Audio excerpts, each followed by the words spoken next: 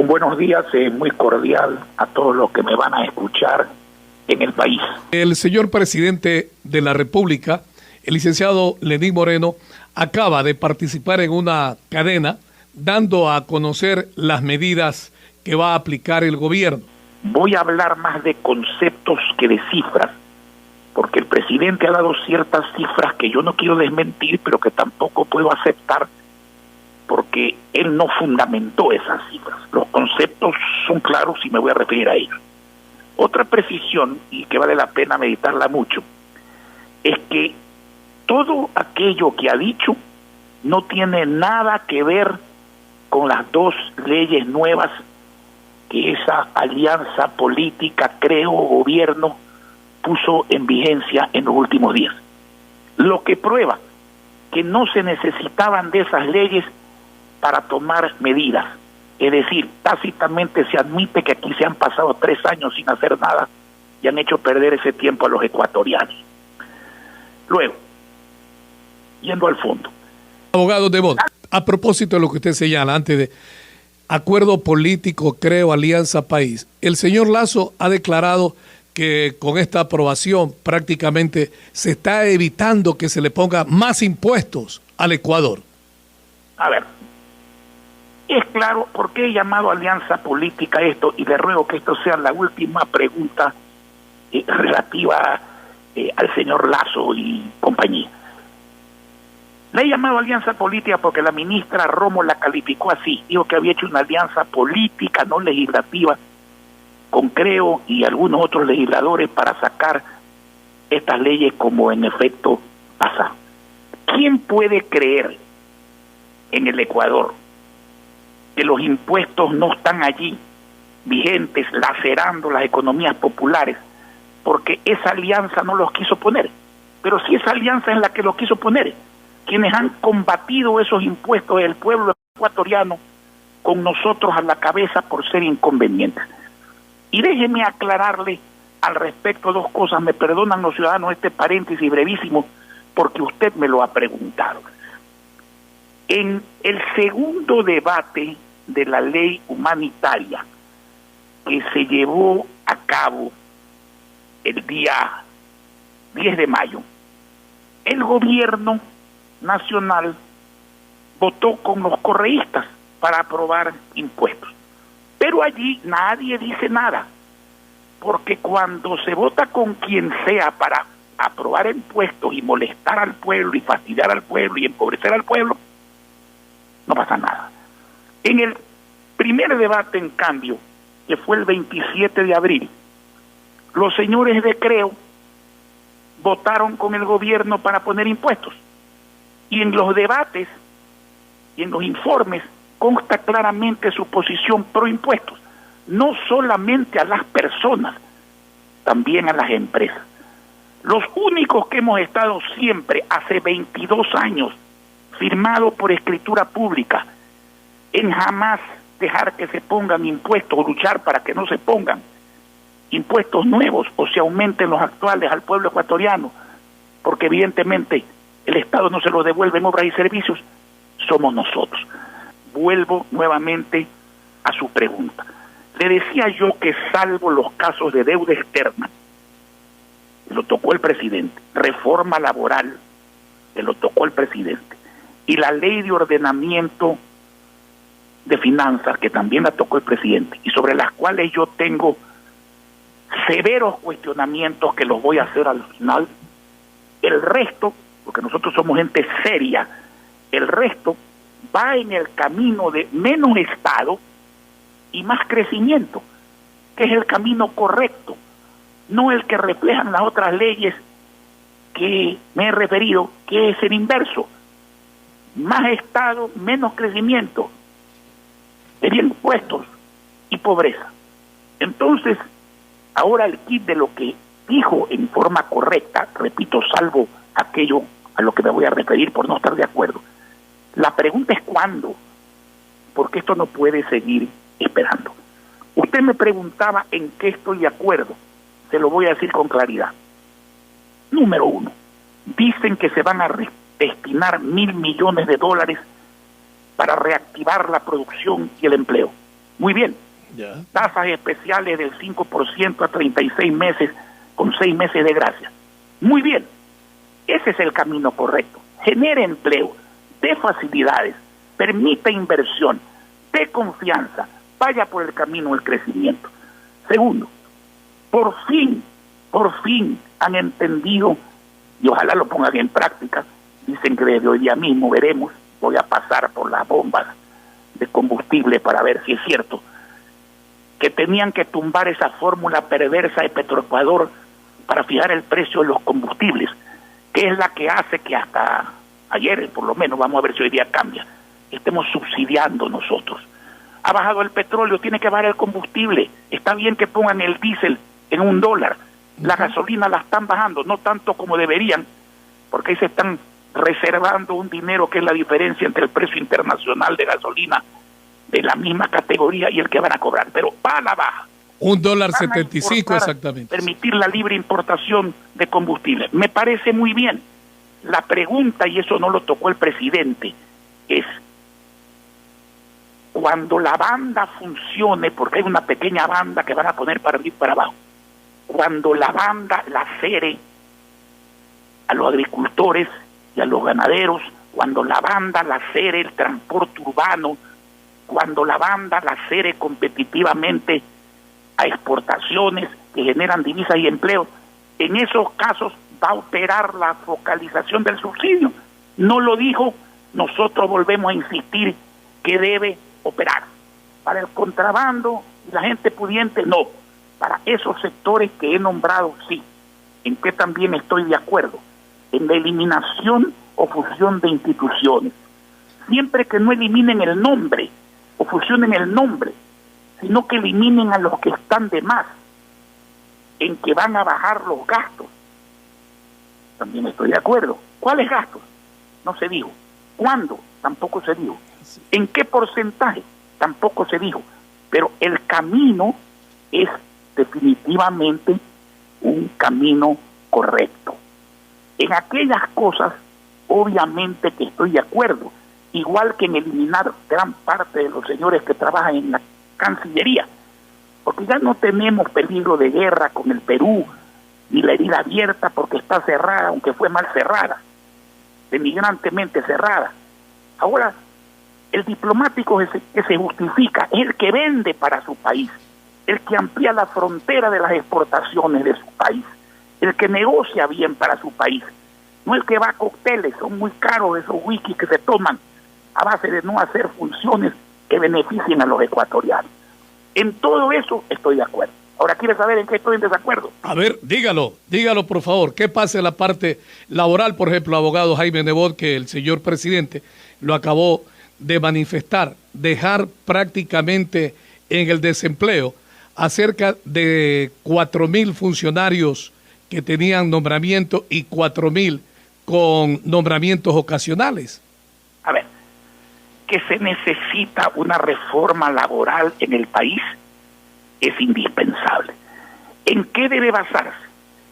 En la justicia para el trabajador, en no tenerle miedo a sindicalistas que van más allá de sus obligaciones de carácter social respecto de la materia, y en darle al empresario también con justicia la posibilidad de trabajar, de invertir y de crecer sin dogmatismos en esta materia.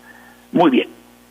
Segundo, nosotros somos de aquellos que pensamos que para rebajar el gasto, porque esto hay que dividirlo en trabajadores del sector público y en trabajadores del sector privado. El trabajador del sector privado gana menos que el trabajador del sector público, y sin embargo la ley que aprobaron se carga la mano en la reducción de jornada, que es reducción de sueldo, al sector privado, y al sector público no se le dice nada. Lo que el presidente está proponiendo hoy, que ya lo voy a comentar, no está basado en la nueva ley que no está vigente, está basado en la emergencia, y por eso por 6 meses lo puede hacer. ¿Qué es el otro parámetro nuestro? ¿Cuál es? Usted no puede, si tiene de 10 empleados, 9 útiles y necesarios, serios de trayectoria y uno inútil e innecesario producto de los compadrazgos, pedirle a todos que paguen al inútil. Lo lógico es prescindir del inútil. En ese sentido, está bien que se terminen contratos precarios, ha dicho, por 14.000 personas. Está bien, porque eso no lacera a los demás. Lo que no está bien es que se baje el salario de las personas a base de la reducción de las horas.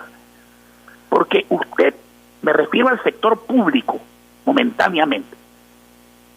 Usted me dirá, es que van a trabajar menos. Sí, van a trabajar menos. ¿Quién quiere trabajar menos y ganar menos? Nadie quiere trabajar menos y ganar menos. Eso es una rebaja de salario. ¿Por qué no se prescinde del que hay que prescindir? Con lo cual no cobra y se le deja sus salarios a aquel del que no se debe prescindir.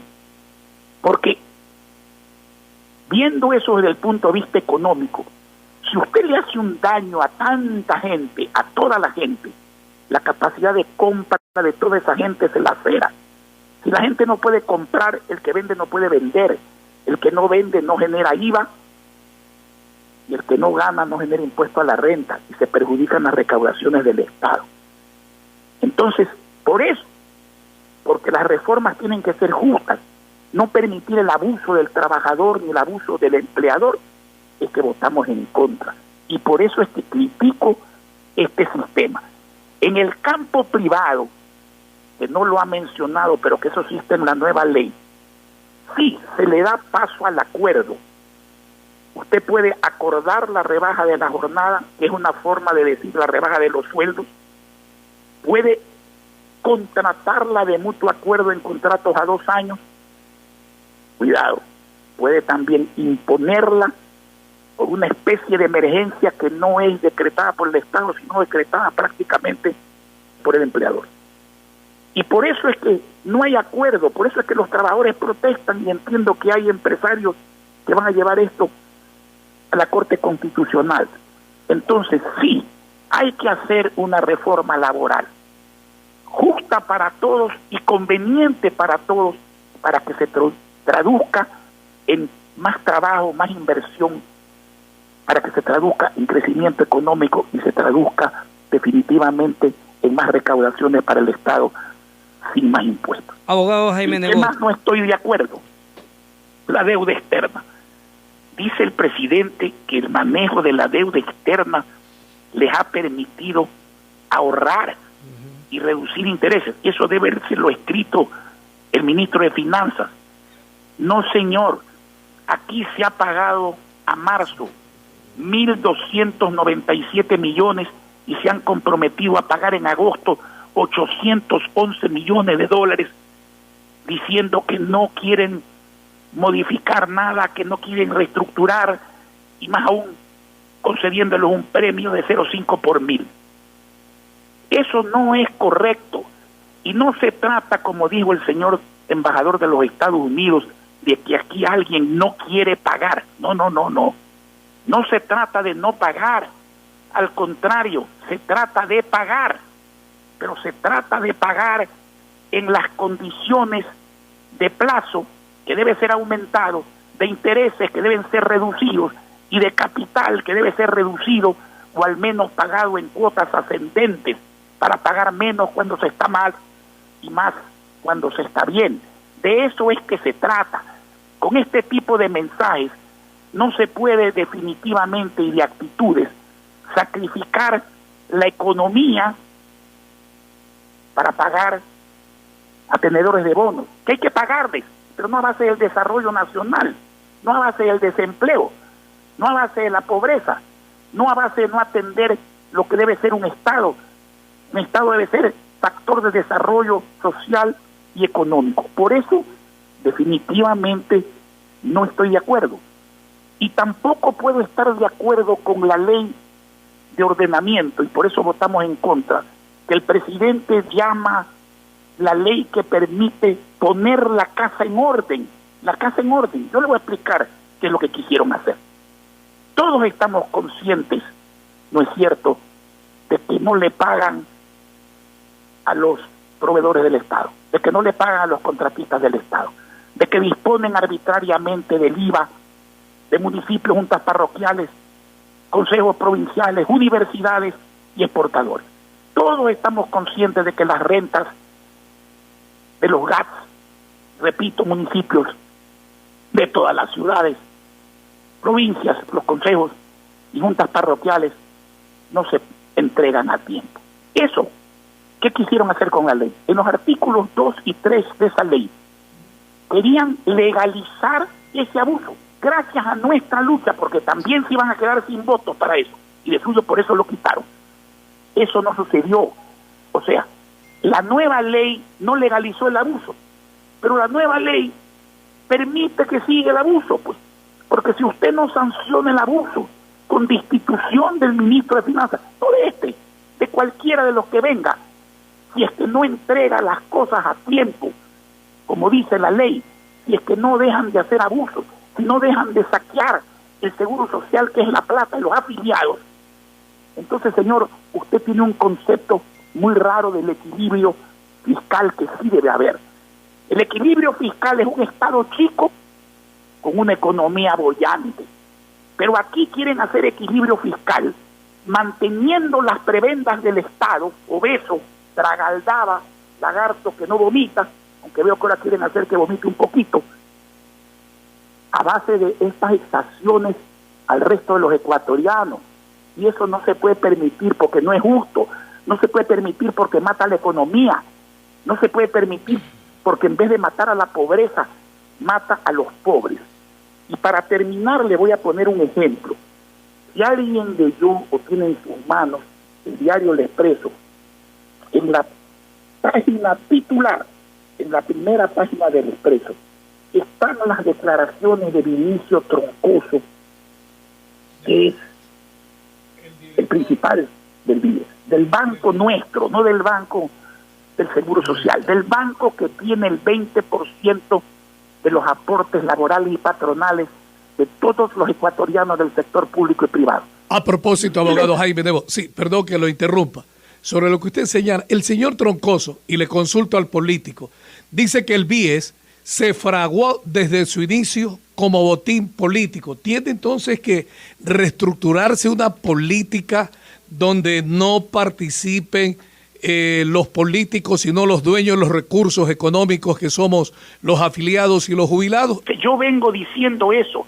Nosotros, nuestro partido, mucha gente sensata en el Ecuador, viene sosteniendo que hay que frenar este atraco. Pero ahora, ¿quién lo dice? Vinicio Troncoso, el gerente general, ¿qué dice? El BIES es un botín político. ¿Qué dice? El Estado es el mayor deudor del BIES. ¿Qué dice? El Estado no nos paga. ¿Qué dice? El Estado no debería tener voto aquí. Y claro, no debería tener porque el ministro de Finanzas es el que preside el comité de inversiones y el que dispone de la plata de todo el mundo. ¿Y qué dice? Lo que es más grave. En 4 meses contados desde fines de febrero, es decir, a fines de junio, va a tener 0 liquidez, óigame bien, 0 liquidez. Y ese tipo de atracos, como se hace con los municipios, consejos provinciales, juntas parroquiales, universidades, en cuanto al IVA de exportadores, eso es lo que esta ley llamada de ordenamiento, que es una ley de desordenamiento, quiso premiar y legalizar. Gracias a la oposición no pudo, pero en cambio dejaron las cosas como estaban. Para ponerle un ejemplo, algo absurdo pero gráfico, es como que si usted mañana quisiera premiar, legalizar el asesinato. Es decir, asesinar ya no es delito. Yo diría, este hombre está loco. Bueno, eso no lograron hacer, pero en cambio no hay pena para el asesinato.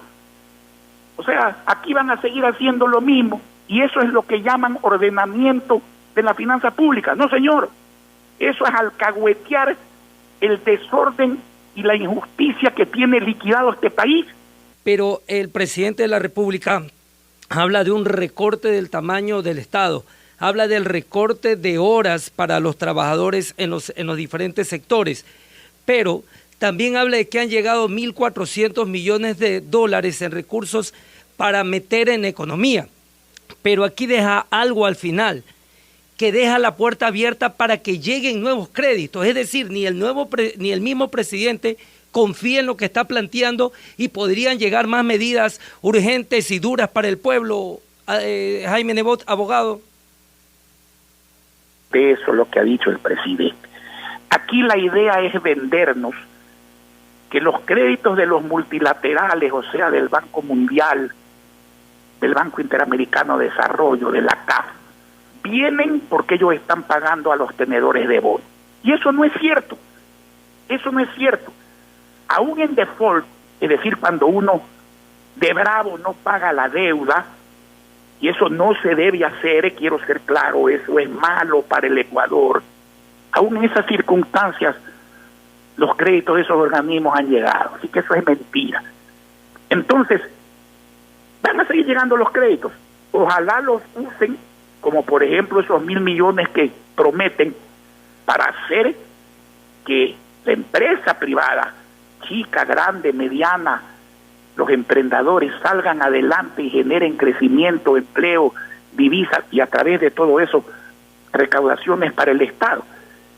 Respecto de los otros, repito, no se trata de no pagar, al revés, se trata de pagar, pero se trata de pagar en un plazo conveniente, se trata de pagar con intereses convenientes, se trata de pagar un capital racional, se trata de reestructurar por la propia conveniencia de ellos, porque mire, ¿quién viene a invertir al Ecuador? El sector privado internacional, el que quiere ganar, no explotar, ganar. ¿Por qué los multilaterales le prestan plata a un país? Porque cumplen con su misión, sí, pero quieren cobrar.